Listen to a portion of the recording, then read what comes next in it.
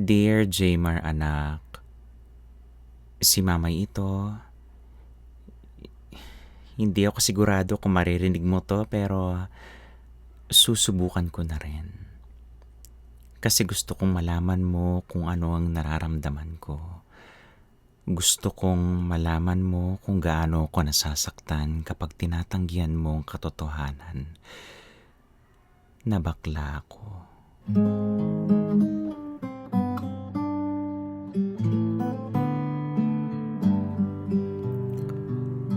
Naaalala mo pa ba nung maliit ka pa? Hindi mo alam kung ate o kuya ang itatawag mo sa akin kasi magang-maga sa pagka-pink ang damit ko.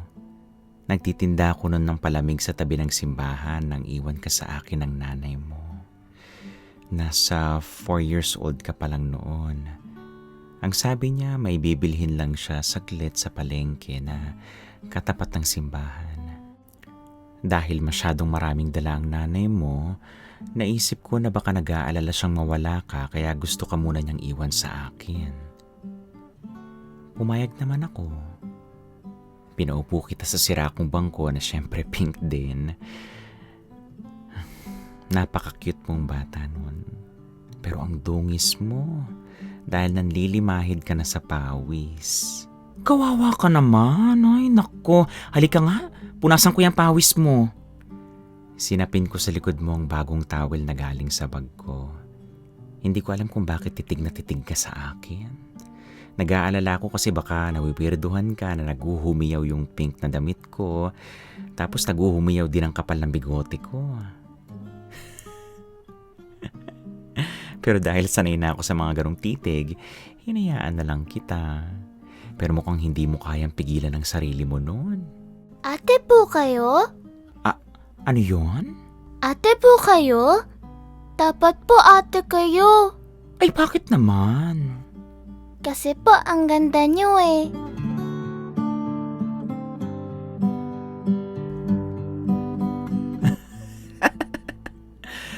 Oh well, sa sobrang tuwa ko sa'yo, binigyan kita ng libreng palamig. Hindi ko alam kung tinuruan ka ba ng nanay mo mang-uto o sadyang nagsasabi ka lang ng totoo.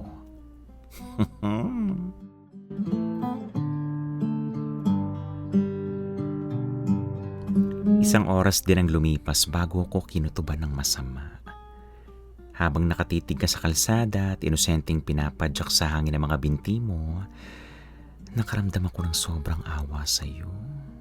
Kasi naisip ko na hindi ka nababalikan ng nanay mo. Nag-alala ako noon. Kung ipapaalam ko sa iba na iniwan ka ng nanay mo, baka dalhin ka sa barangay. Baka kapag hindi siya nahanap, baka ipadala ka sa ampunan. Baka hindi mo magustuhan dun, anak. Baka malungkot ka. Hindi ko alam ang gagawin ko noon.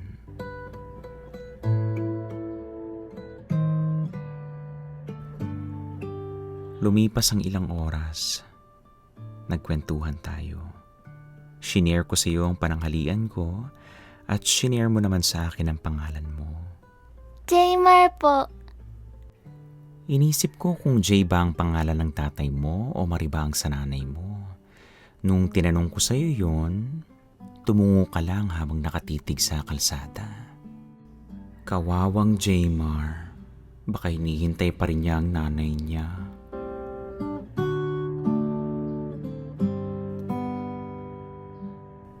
Inabot tayo ng gabi kakahintay pero ni eyelashes ng nanay mo hindi natin nakita. Nagtataka pa nga ako nun kasi hindi mo hinanap o iniyakan man lang ang hindi pagbalik ng nanay mo. Kakaibang bata ka nun anak. Hindi naman kita pwedeng iwan dun kaya napagdesisyonan kitang isama sa bahay. At doon nagsimulang magbago ang buhay ko. Katulad ng kwento ng iba, pinag-usapan tayo. Kesyo kinidnap daw kita, ikaw raw yung nawawalang anak ng mayamang pamilya sa kanto, pamangkin daw kita, pinsan daw kita. Pero syempre, ang pinakapaborito ko sa lahat ng yon ay nung sinabi nilang anak daw kita.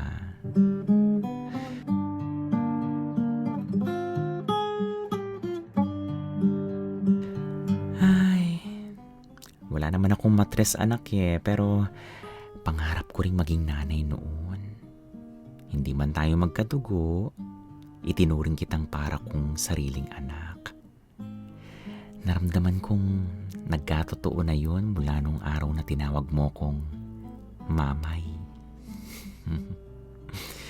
Oo anak, ikaw ang gumawa ng pangalang yun. Ang sabi ng mga kapitbahay natin, baka raw nainggit ka nung naririnig mo yung mga kalaro mo na may tinatawag na mama.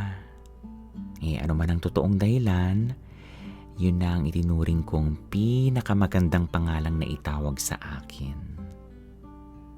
Ramdam ng mamay ang pagmamahal mo. Palagi tayo magkasamang kumain. Palagi tayo magkasamang matulog. Palagi tayo nagkikwentuhan. At palagi mo pa akong sinasabihan ng, I love you, Mamay! ang sarap sa pandinig anak. Talagang nakakagaan ang loob.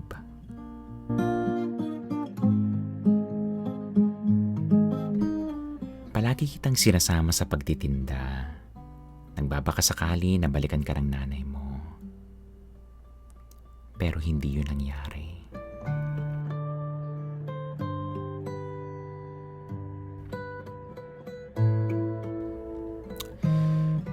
Lumipas ang maraming taon at napakaraming nangyari. Nakapag-aral ka at bilang mamay mo, ako ang palaging pumupunta sa school ninyo. Lagi nating ramdam ang tensyon sa tingin ng mga tao sa atin. Lagi ka ring natatanong sa klase ninyo tungkol sa akin. Mabilis naman nilang nauunawaan ang sitwasyon natin, pero hindi pa rin natin natatakasan ng mga perpektong mata sa paligid. At alam ko anak, alam kong ikaw ang pinaka nahihirapan dun. Dumating pa sa punto na napapaaway ka dahil sa pagiging ganito ng mamay mo.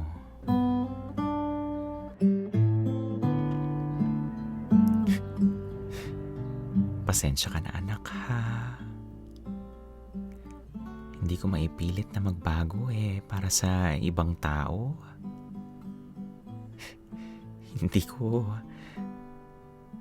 Hindi ko maipilit na gawin ang sinasabi mong, Mamay, pwede bang huwag ka na magsuot ng ganyan? Alam mong sinubukan kong gawin yan pero pinagtawanan lang nila tayo. Alam ko nahihirapan ka na ganito ang mamay mo. Nahihirapan din ako anak.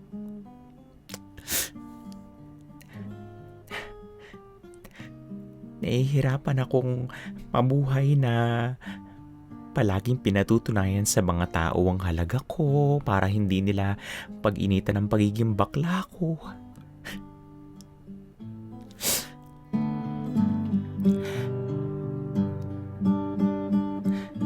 Patapos ka na ng high school. Ako naman, pa-senior na.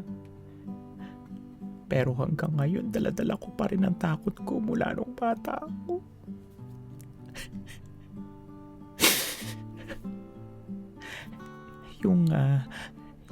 yung takot na hindi matanggap ng iba dahil lang sa ganito ako.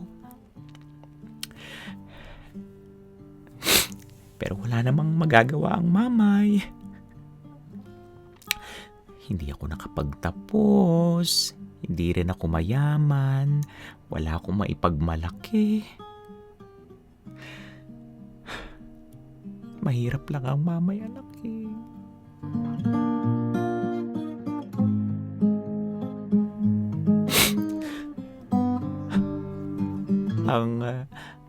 Ang akala ko, tanggap mo na ako. Akala ko talaga anak. Pero masyadong mabilis ang lahat. Nagulat na lang ako na lumalayo na yung loob mo sa akin. Hindi ko alam kung anong impluwensya ang nakuha mo sa labas. Hindi ko alam kung anong lakas ng loob ang nagtulak sa'yo para sabihan ako ng, hindi naman kita tunay na nanay eh!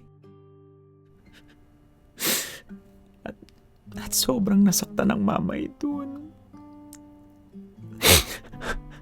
Akala ko, pinakamahirap na yung hindi matanggap ng iba yung kabaklaan ko. Pero may masihirap pa pala. At yun ay marinig mula sa iyong totoo. Na hindi ako ang tunay na magulang mo.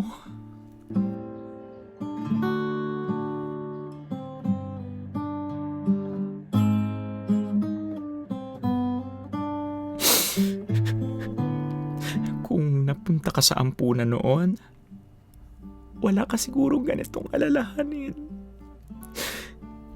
Hindi ka siguro napapaaway.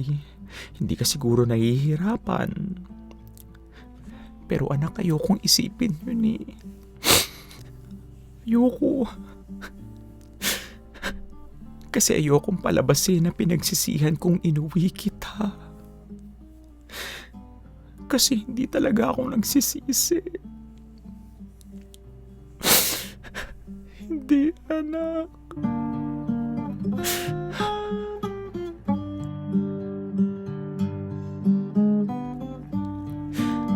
Kaya kong itulog yung mga panunukso, pagtawa, yung paninira ng iba. Pero itong sakit na ginawa ng mga sinabi mo, hindi ko alam, anak. Parang hindi yun mawala sa isip ko. Masyadong masakit. Masyadong masakit, anak. Siguro dahil mahal ka ng mamay. Mahal kita, anak.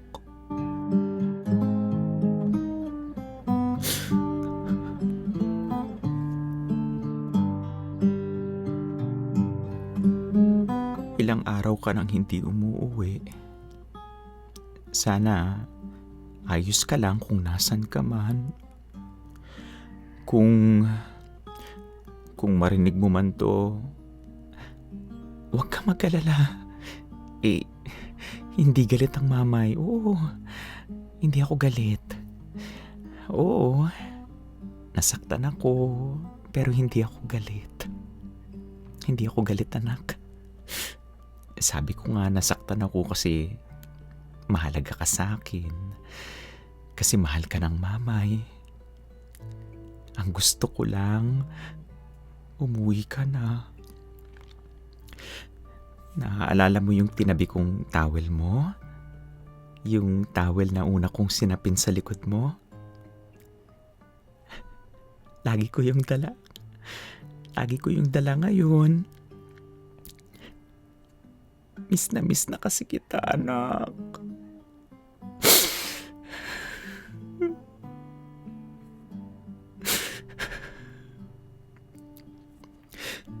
Miss ko na yung sabay tayong kumain. Miss ko na yung kwentuhan natin. Miss ko na yung pagsabi mo ng I love you, mamay. I love you, Jaymar, anak.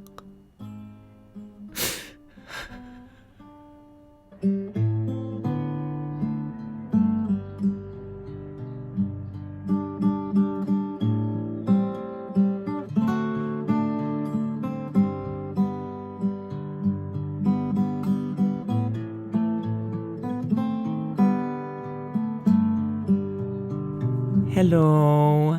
Nagustuhan mo ba ang kwentong narinig mo? Subscribe na sa Hindi Kami Star YouTube channel para updated ka sa mas marami pang kwentong katulad nito. May kwento ka? Message na gusto mong iparinig sa iba? Ipadala mo na yan sa hindikamistar@gmail.com. Mahalaga ang kwento mo kahit na hindi ka sikat, hindi ka kilala, o hindi ka star.